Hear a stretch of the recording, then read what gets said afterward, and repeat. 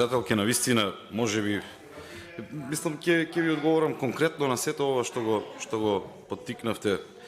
Не сакав многу да ја обременувам расправата, меѓутоа како одминува времето и како се зголемува криминалот, како се понеизвестна е Република Македонија и иднината нејзина, нормално е да бидеме се поемотивни и поексплозивни во нашите изјави, меѓутоа тоа е последица, пак ќе повторам, на сето она што гледаме дека нема волја од другата страна за решање.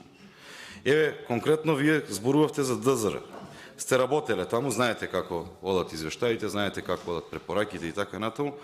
Пред некое време разгледувавме извештај на Државниот завод за ревизија од 700 отприлика предмети кои што се разгледувани, повеќе од половина има неправилности констатирано, меѓутоа истата приказна како и кај вас.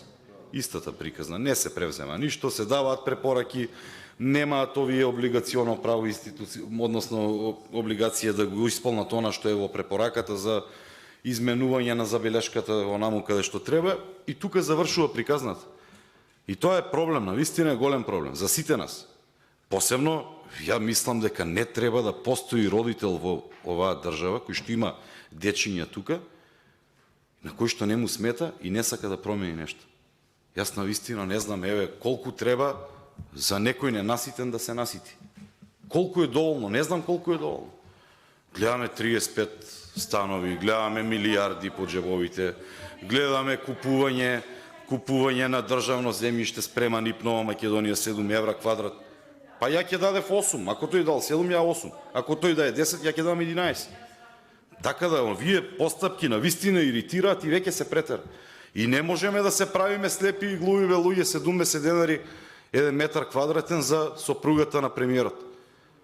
Ја ќе понудам 72, 75, ја ќе, ајде, дајте транспарентна постапка. Понатаму, она што се случува со државното земјиште. Па гледате какви закони се носат во интерес на овие олигарсите. Па од земјоделско ќе се направи градежно, па од градежно ќе се легализира, па може ќе помине некој автопат тука, па ќе му се исплати или како и да не се исплаќа тоа. Сепак тие ќе направат многу повеќе капитал од она што требало да оди во транспарентна постапка. Барем во тој дел на земјоделското земјиште претходно имаше регулација дека државното земјиште кога се аплицира нели за користење, за обработка и така натаму, предност имаат локалните жители, оние кои што се од атерот на тие села, па локално. Сега гледаме дека попара везе шари, зема 500 хектари у Свети Николе. Стоматолог од Сирија, стоматолог, зема 200 хектари у Свети Николе. Луѓе на од Ерџели и од Анзабегово ќе плачат. И така оди таму. Меѓутоа, ајде, продолжувам понатаму.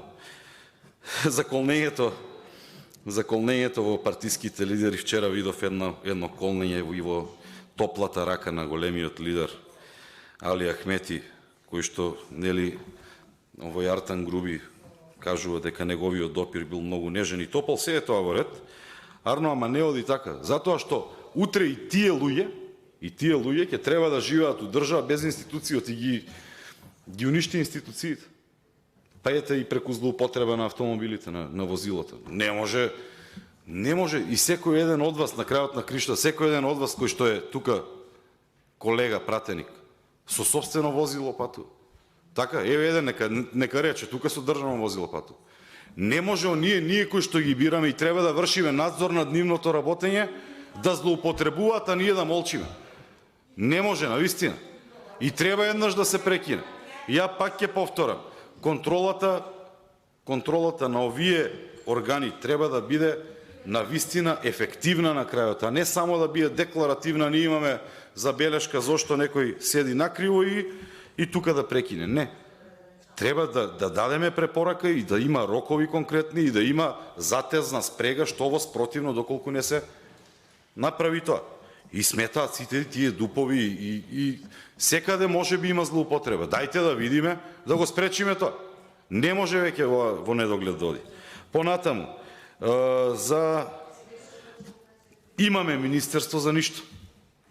Министерство за ништо, Славица Грковска, мислам дека таа треба до вас да седи тука и да ги слуша препораките. Министер за добро владење. Какво е тоа добро владење? Шо добро видовме ние? И секогаш кога имаме битни закони се амнестирано.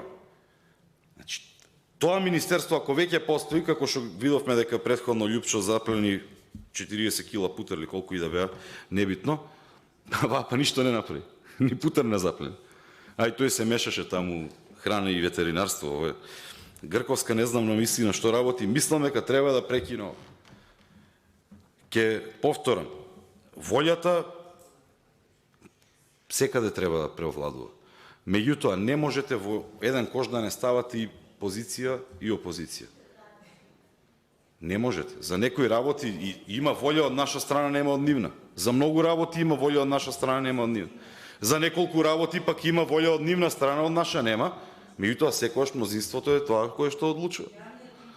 Јавниот интерес треба да се следи и јавниот интерес треба да биде приоритет. Пак ќе ви кажам, јас го поддржувам овој ваш извештај, меѓутоа не ја поддржувам работата на овие кои што ни ја водат државата и сметам, уште еднаш ќе повторам, дека намерно ве кочат за да не можете да си го сработите максимално коректно оноа што ви е основна цел. Ви благодарам.